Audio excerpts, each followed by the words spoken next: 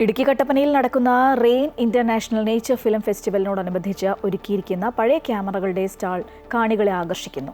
1800 കാലഘട്ടം മുതലുള്ള വിവിധ ക്യാമറകളുടെ നീണ്ട നിരയാണ് എക്സിബിഷനിൽ ഉള്ളത്.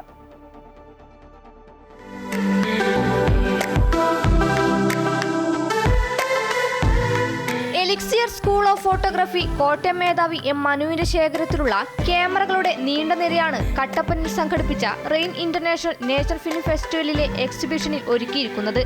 ഏറെ കൗതുകമാണ് പഴയ ക്യാമറകൾ പുതുതലമുറയ്ക്ക് സമ്മാനിക്കുന്നത്.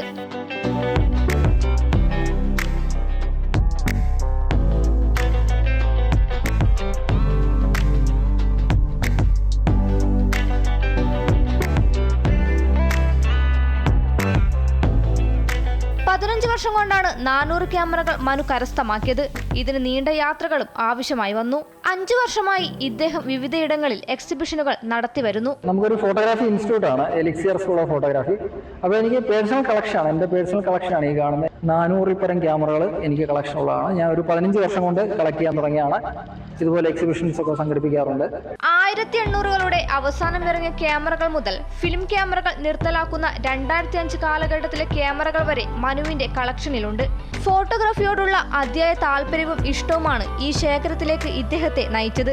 Instant camera, video camera, TLR camera, SLR camera തുടങ്ങി നിരവധി ഇനങ്ങളുണ്ട്.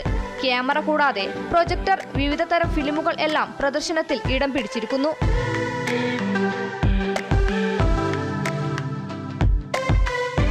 അമൃത ന്യൂസ്, ഇടുക്കി.